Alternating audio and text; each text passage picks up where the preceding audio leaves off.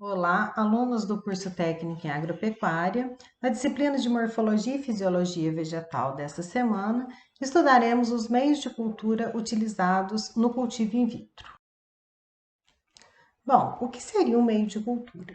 O meio de cultura é a combinação entre sais minerais, que são os macro e micronutrientes, vitaminas, aminoácidos, sacarose, que é uma fonte de açúcar, e solidificado com uma substância gelatinosa chamada de agar, extraído de algas marinhas.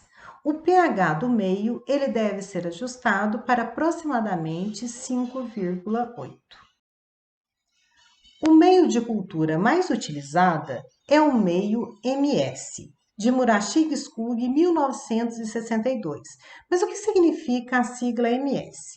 M de Murashige, S de Skug. Foram os dois autores que desenvolveram esse meio de cultura no ano de 1962. No laboratório de cultivo in vitro do campus Muzambinho, nós temos essa tabela com todos os componentes do meio de cultura que nós seguimos como se fosse uma receita de bolo.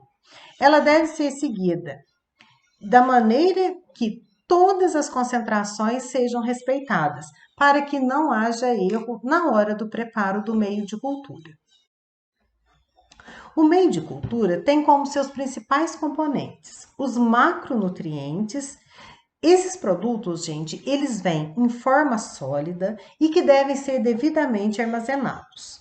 A laboratorista, ela prepara as soluções para que tanto professores quanto os alunos possam utilizar durante as aulas práticas. Dentre esses macronutrientes, nós temos o carbono, que é fornecido pela sacarose, um açúcar, o hidrogênio, o oxigênio, o nitrogênio, o potássio, o fósforo, o cálcio, o magnésio e o enxofre. Então, estes macronutrientes, junto com os micronutrientes, são responsáveis pelo bom desenvolvimento dos vegetais cultivados in vitro. Dentre os micronutrientes estão ele em meios de cultura: o ferro, o molibdênio, o cobre, o níquel, o zinco, o boro, o cloro, o manganês e o cobalto. Então, tanto os macro quanto os micronutrientes, eles são essenciais para o desenvolvimento dos vegetais. E todos eles devem estar em proporções seguindo as concentrações do meio MS. Além dos macro e micronutrientes, nós vamos ter a sacarose, o inositol. Na verdade, gente, a sacarose nós usamos pura para análise, vinda de laboratório, mas nós podemos usar a sacarose em lugar da sacarose o açúcar cristal. O açúcar refinado ele não é recomendado porque ele passa por um processo químico muito grande e o que altera as propriedades deste produto. Então, nós podemos utilizar em substituição à sacarose vinda de laboratórios o açúcar cristal. Nós temos o inositol, essencial para o desenvolvimento das plantas, o aminoácido, dentre eles a glicina, e as vitaminas.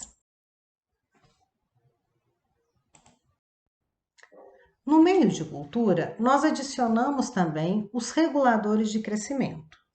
Os reguladores de crescimento nós já estudamos como fito-hormônios lá no conteúdo de Morfologia e Fisiologia Vegetal. Os reguladores vegetais, ou os reguladores de crescimento, eles promovem o desenvolvimento de certas partes da planta na cultura de tecidos. Eles possuem a mesma função dos fito-hormônios, que regulam e direcionam as taxas de crescimento de células específicas. Há 5 grupos de reguladores de crescimento utilizados: as auxinas, as citocininas, o etileno, o ácido abscísico e a giberelina. As auxinas no meio de cultura promovem o enraizamento, o florescimento e a frutificação, enquanto as citocininas estimulam a divisão celular. As giberelinas promovem a germinação de sementes e o crescimento das células. Os reguladores de crescimento, eles são encontrados na forma concentrada, por isso são necessárias apenas pequenas quantidades na cultura de tecidos vegetal.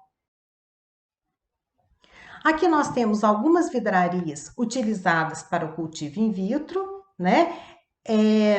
Essa foto aqui é do laboratório.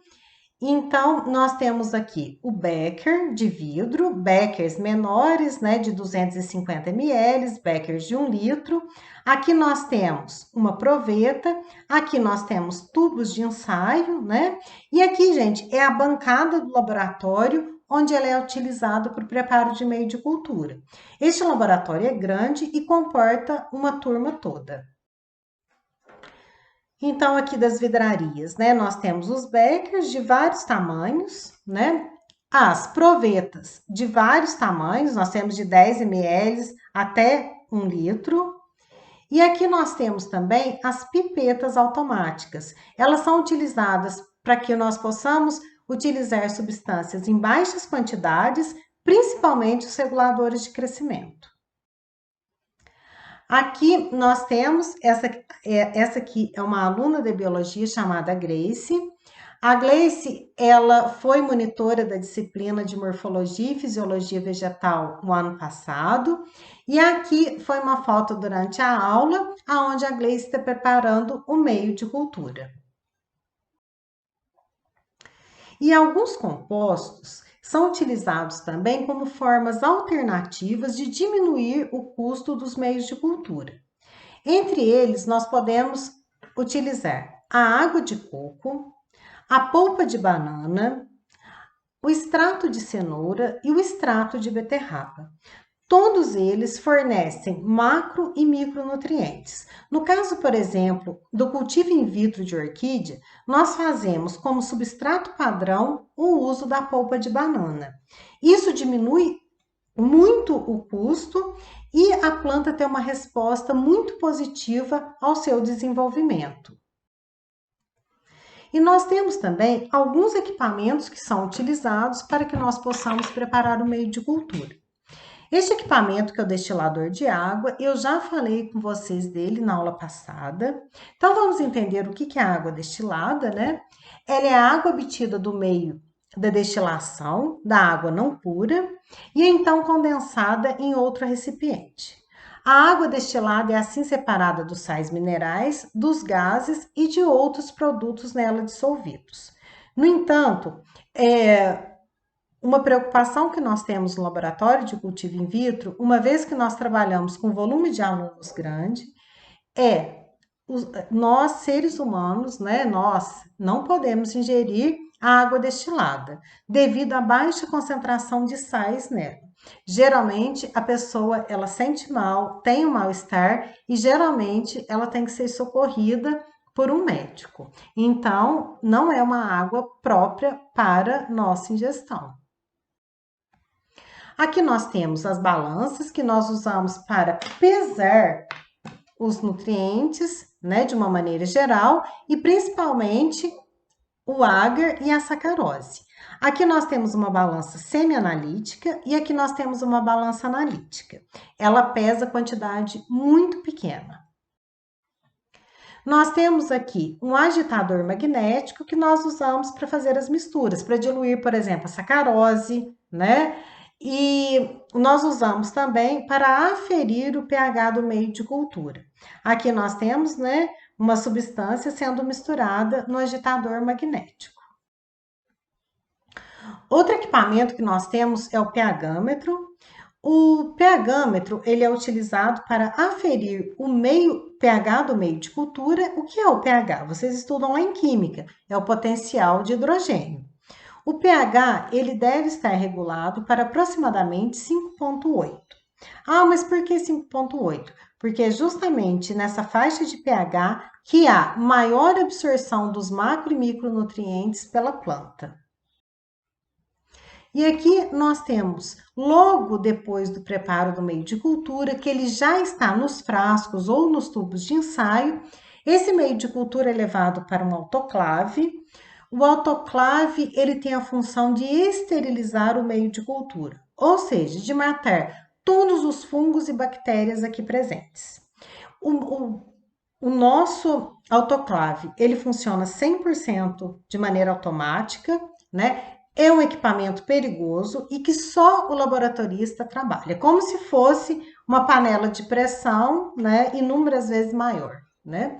Ele trabalha para esterilizar o meio de cultura a uma temperatura de 120 graus, 1,5 atmosfera de pressão, ou seja, alta pressão, durante 20 minutos. No entanto, esse processo, desde o fechamento do autoclave até a abertura, demora aproximadamente 2 horas, que é o tempo de elevar a temperatura até 120 graus, mantê-la por 20 minutos e depois o autoclave passa por um processo de diminuir a temperatura e diminuir a pressão, até que chega ao ponto de nós podermos abrir. E aqui, após a autoclavagem do meio de cultura, ele está pronto para ser usado. Muito obrigada e até a próxima aula.